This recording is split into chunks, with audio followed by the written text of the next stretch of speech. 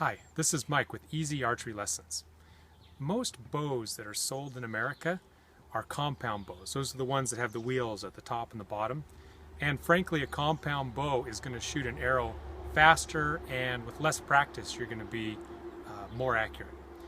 But I like to shoot recurve bows like this. And the reason why is because I simply think that they're more enjoyable to shoot. So let's talk about the various parts here. This is a very traditional recurve bow, and it's called that because of how the limbs come up and curve back again. And the center thick part of this bow is called the riser. And right on the middle of that riser we have what's called the shelf. On this shelf is where the arrow rests and connects to the string. This metal part right here is called a nock, and the arrow rests right underneath there.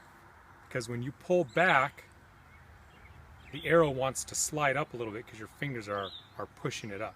So that nock goes on top of the arrow, which then rests on our shelf.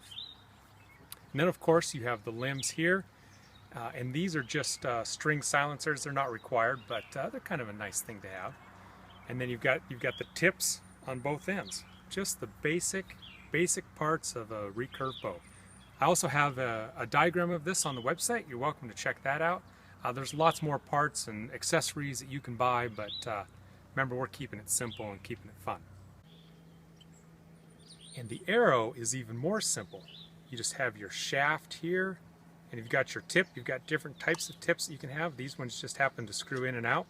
This is a field point, but you also have other types we can talk about later. And then you have your nock at the end. This is called the nock, and so is the metal part on the string. They're both nocks. It's very confusing. And then you can put vanes on there. A vane is made out of plastic, but this is fletching, and it's made out of real, genuine feathers. That's very important when you're shooting off the shelf with traditional archery. This has been Mike with Easy Archery Lessons.